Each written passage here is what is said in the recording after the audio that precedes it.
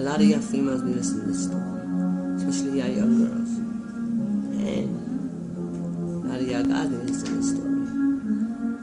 Y'all niggas are disrespectful as hell. It's crazy. Yeah, for real, look.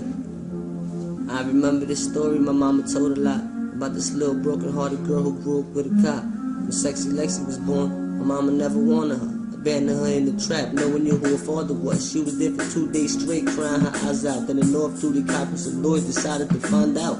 Broke the wood down, climbed in, got it, and climbed out. Started to wild out, finally had something to smile about. He was a single, well-paid officer, so luckily he turned a baby in and the judge granted him custody. He looked in her eyes and said, "I'ma name you Lexxii." Lexxii smiled and she was used to him. My next week, Lexxii was set for life. At 7 was on the sports team. Baseball, ponies, Barbie mansions, and girl dreams. Everything the girl could ever want, this little girl seen. But everything changed from age 8 to 14. Started growing the body. Daddy looked at her different. Knowing it's not his daughter and he's her only protection. He's sticking, smoking, and sniffing. Beers all over the kitchen. A private house in the woods so we knew nobody would listen. Sexy Lexxii was sleeping. Beautiful Puerto Rican girl with his white cop pops walking around creeping. He turned the knob on the door.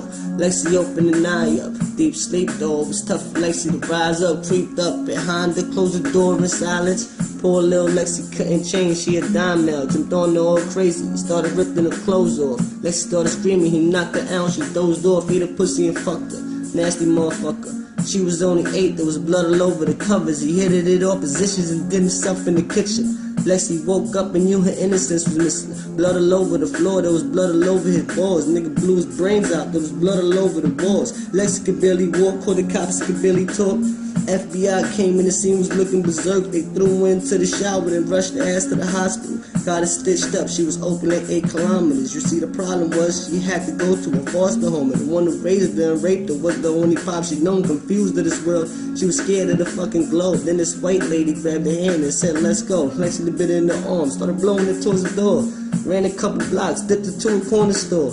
Some 16-year-old drug dealer kid saw her, ran down on her. I asked her who bothered her. She's like, "My mom is dead and I never knew who my mama was." He's like, "You're my sister, you can stay with us." Follow us, followed them. Right into a house just like her father's was. He's like, "It's just us, mom and dad. You make 5 of us." Mama was a prostitute, daddy was a hustler. The sister was 11 and the son was making love to her. But everybody fucked with them. They always kept the money up. Had to talk to Lexxii and convinced that she was one of them. A few years passed by, Lexi's sister had babies. Lexxii was 14, looking like a grown lady. Fucking kept the wavy, sucking dick kept the wavy. Her brother was 22 and was fucking her every day. She was jumping house to house, fucking niggas mouth to mouth.